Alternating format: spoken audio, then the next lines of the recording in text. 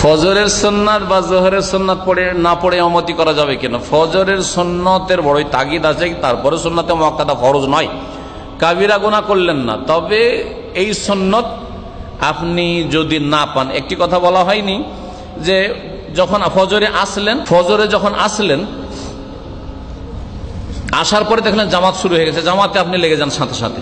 জামাত যখন শেষ হয়ে গেল সাথে সাথে সুন্নত পড়ে নিতে পারবেন, আবু দাউদে হাদিস রয়েছে। এইভাবে আপনি সুন্নত পড়ে নেন। আর যদি তখন না পড়েন, জোহরের আগে আগে যে কোনো সময় সূর্য ওঠার পরেও যদি পড়েন তবু হয়ে যাবে, কোনো অসুবিধা নেই। এই সুন্নতের কাজার প্রমাণ রয়েছে, তখনই পড়তে পারেন সালাম ফেরার পরে, অথবা সূর্য ওঠার পরেও পড়তে পারেন। নামাজ সুন্নত ফজরের মুআক্কাদা তাকিদ রয়েছে, নবী সাল্লাল্লাহু আলাইহি ওয়াসাল্লাম সফরও ছাড়েনি, কখনো ছাড়ে, আপনিও ছাড়বেন না। জোহরের সুন্নত যথাসাধ্য পড়বেন, এই সুন্নতগুলি, এতে অনেক নেকি রয়েছে, অনেক ফজিলত রয়েছে, ছাড়বেন না ইচ্ছা করে। কিন্তু কখনো কাজবশত অনেকে ডিউটি করেন, তাড়াতাড়ি সালাম ফিরে বেরিয়ে যেতে হবে, না সুন্নত ছুটে গেল, আশা করি বড় কোনো গুনাহগার হবেন না ইনশাআল্লাহ তাআলা, আল্লাহ পাক এগুলি ধরবেন না। তবে আপনার নাম্বার কমে যাবে, মার্কস কমে যাবে, মার্কস তো হবেন না, মার্ক বাড়াইবার চেষ্টা। 5 ওয়াক্ত নামাজে যখন মসজিদে ঢুকবেন, হ্যাঁ তাহিয়াতুল মসজিদ পড়তে হবে, কিন্তু তাহিয়াতুল মসজিদ এক্সট্রা নামাজ জরুরি নাই। ধরেন জোহরে ঢুকলেন, জোহরে ঢুকে জোহরের সুন্নাত তো আছে, আগের সুন্নাত 4 রাকাত বা 2 রাকাত, 2 রকমের হাদিস আছে, আর তাহিয়াতুল মসজিদ আছে, এখন 6 রাকাত পড়া জরুরি নাই। আপনি ওই সুন্নত নামাজেই নিয়ত করে নেন যে সুন্নাত প্লাস আমি এইটাই তাহিয়াতুল মসজিদ। 1 গুলি দিয়ে 2 স্বীকার করা যাবে, 1 গুলি দিয়ে 2 স্বীকার করা যাবে, কোনো অসুবিধা নেই। কিন্তু কেউ যদি পড়ে তো জায়েজ আছে, ফজরে নয়। ফজরে যদি আপনি 4 পড়েন 2-2, এটা ঠিক না, কারণ নবী কখনো এরকম করে পড়েন নাই।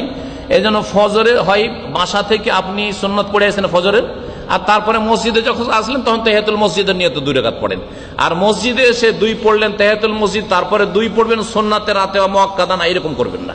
ফজরে এরকম করবেন না, বরং ফজরে 4 রাকাত শুধু নামাজ রয়েছে, 2 রাকাত সুন্নাতে মুআক্কাদা, 2 রাকাত হচ্ছে ফরজ, আর ওই 2 রাকাত সুন্নতেই আপনি তাহিয়াতুল মসজিদে নিয়ত করবেন। এসেছেন মসজিদে আর ফরজ শুরু হয়েছে তাহিয়াতুল মসজিদ, হ্যাঁ ফরজটাতে আপনার নিয়ত যে এটাই আমার মসজিদ সালামি, এটা দিয়ে মসজিদের হক আদায় করলাম, 1 গুলিতে 2 ফরজ আদায় হইলো, আর আপনার তাহিয়াতুল মসজিদ সালামিও আদায় হয়ে গেল ইনশাআল্লাহ।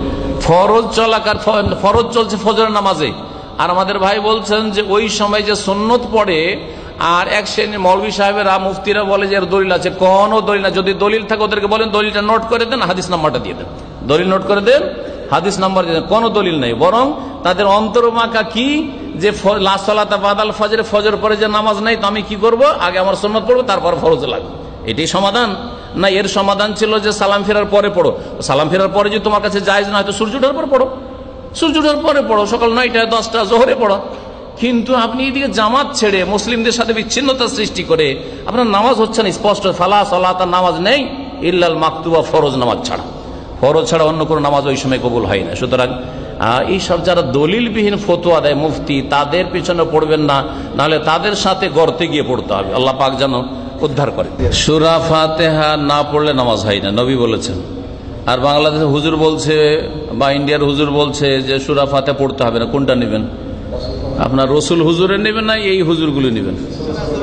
রসুলটা নেবেন। লা সালাতা লিমান লাম ইয়াকরা বিফাতিহাতিল কিতাব, যে সূরা ফাতিহা পড়ে না তার নামাজ হয় না। ভালো, এগুলো তো বলে হলো না, বললাম না, মেলা কিছু বাকি আছে, তার মধ্যে কিছু মোটামুটি 10টা বললাম আজকে।